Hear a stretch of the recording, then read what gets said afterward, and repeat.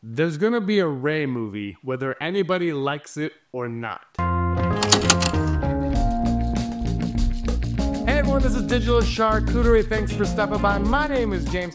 If you like Star Wars and are looking forward to all the new Star Wars stuff that's coming up, hit that subscribe button. I'm going to talk about it here on the channel. Also, special shout out to the year 2025. It's coming up. Happy New Year to all of you. I hope you have a great, safe, and very happy New Year. And thanks for joining me today and throughout the year. It's been so much fun talking all this fun stuff with you on the channel. Today, though, I want to talk about Sean Levy, hot off of Deadpool and Wolverine crossing the $1 billion mark. He is now like a Hollywood heavy hitter. He's been around forever. I've actually been a fan of Sean Levy for quite some time with his earlier stuff. I'm talking about you, big fat liar. I like Sean Levy, and I thought Deadpool and Wolverine was a lot of fun. It didn't hit my top 5 of the year, to be honest, but that's personal preference, and I'm not gonna hold that against anybody who did. I thought like it was honestly everything that you wanted Deadpool and Wolverine to be, and finally getting Wolverine in the Wolverine costume after 25 years was just like perfect. Thank you so much. The jokes were there. It was great, and it was a fun ride, that movie, all in all. But now Sean Levy, of course, he slid on to do Star Wars after that, and it was like, is it going to happen? Because, you know, Star Wars has had a very horrific track record with filmmakers coming in. They come in, it's almost like they walk in and they walk out. It's like the entrance and the exit are just one like solid, like straight line, and they just go in and out, and that's how it's been. But he's been in here, and it's almost like you can't let Sean Levy go. He's too hot right now. Hi, my cat just came in and scared me. Sean Levy is too hot right now to let go. You know, he had the Adam Project, he had the other guy, whatever it was called, with Ryan Reynolds, and then Deadpool and Wolverine. It's like, you can't, Free Guy. You can't let that high cat. You can't let him out of your sights if you're Kathleen Kennedy, if you're Disney, if you are Star Wars. Utilize him right now when he is at his hottest that he's ever been.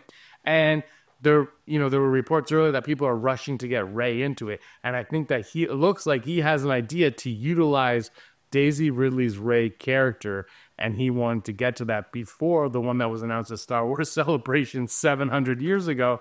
And here's the thing. I know a lot of people feel like, you know, Rey was an underdeveloped character, a Mary Sue character. For some reason, Daisy Ridley and Rey have become the face of everything wrong with the sequel trilogy. My opinion is that that's stupid. Because, yeah, I do agree, like, she's underdeveloped, and there's a few things that I agree with there. The Mary Sue thing, I just don't get into that bullshit. But yeah, I do agree that she was underdeveloped, and now you have an opportunity to develop her. And the best part is, the rumor going around right now is that she's going to be a mentor to other characters, which I think was the original plan with the Rey. But anyway, that thing was a disaster. But he wants her to mentor other characters, other Jedi, other the leads of this movie. Like, she will be a side character, and I think that is perfect. She's had her time to shine. Let's get the new characters in, which is what I wanted from the sequel trilogy. I wanted the OGs there, and I wanted to pass the baton. I wanted to see these new characters, and we never really get that. There was never really. It was almost like a tug of war. Like, who am I supposed to root for? And they're like, no, it's going to be Rey. But then they always kind of had the other guys in the back pocket. But now there's opportunity for them to start from scratch, and I think they're going to utilize it. And again, Sean Levy's coming in. He has an idea. They're working on this idea, and the best part is, it looks like it's going to shoot in September of 2025, which tells me that the script is coming along. It's probably very close to being ready to go. They're going to start pre-production soon. They'll start location scouting soon, casting soon. It's all going to come. So 2025 is going to be a very exciting time for Star Wars. We're going to have Mando and Grogu in post-production getting ready for its May 2026 release date, and then we have the Sean Levy movie start shooting as well. Of course, Andor Season 2 is going to drop in 2025, and they're going to be shooting Ahsoka Season 2 in 2025 as well, and there's going to be another Star Wars live action show going on as well. But I think Sean Levy doing a Rey movie where it's not Rey centric, but it's going to have Rey in there as the Obi-Wan Kenobi type, I think that's absolutely brilliant. I think this is what fans want. I don't think they know that. I don't think a lot of them know that they want it. I think a lot of people would fight her. Like, that's what I wanted from Luke, but that's not what you got from Luke. So we have to move on from that, you know, be a little bit more mature than like a dickhead online, and just say, you know what? They screwed the pooch on that, whether you believe it or not. Like, I'm just saying this, you know, but let's see what you got here. And I think, you know, taking the character like Rey with the baggage that she has and developing her a little bit more and using what she knows to train these new characters. I think that is a brilliant way to go forward. I see this as a win-win, frankly.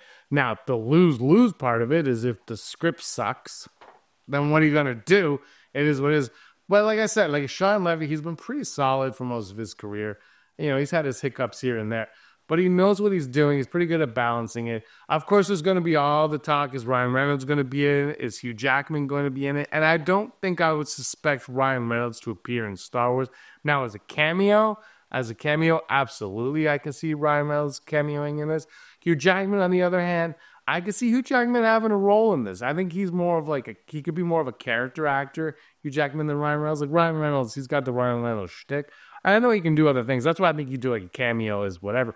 But I think Hugh Jackman has an opportunity to be like a little bit of a bigger character in this, a little bigger part if you wanted. I don't know if that's going to be the case. I mean, maybe they both are. Maybe they are the younglings that Rey teaches. Wouldn't that be phenomenal stuff from Shawn Levy? I don't suspect that at all, but I could see that coming. Like, we're going to hear more and more on that. My question is it going to end up being in episode 10 or 11 or 12 or whatever? Who's going to do the music for it? Are they going to use Star Wars score? Will there be a crawl for it? Like, there's a lot of exciting questions that and the most exciting of all is that we're getting more Star Wars in theaters, because look, like, I enjoy watching on Disney Plus, you know, and when they put stuff on Disney Plus that's not great, I like most of it, but when the stuff goes on Disney Plus and that's not great, you go, you know what, whatever, it wasn't great. But a movie's got to be a movie, and you got to hit with the movie. And I miss Star Wars being an event film that we all went to, we all talked about, and we all loved. I have the Rebel Scum podcast channel, you know, and it was so much fun. After a movie would release, you know, we'd get together and we'd talk about it. We'd do a podcast on it, a live YouTube show on it and stuff. And it was a lot of fun. And I miss those days. I miss talking about Star Wars movies. I miss, like, is this going to be a one-off film, or are they going to use this to branch out and do multiple films?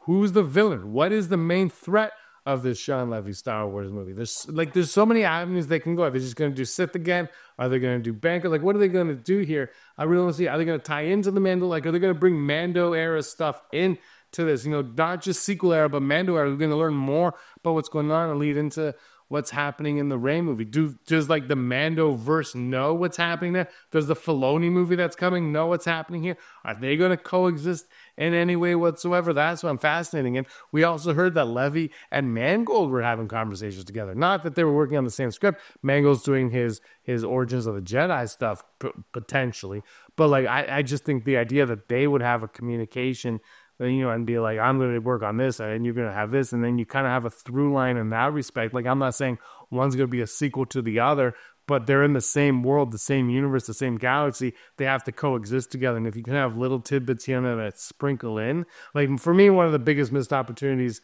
of the first run of Disney movies was in Rogue One. You see a kyber crystal, and you kind of are, for the first time in live action, really told about kyber crystals, aside from that deleted scene in Return of the Jedi.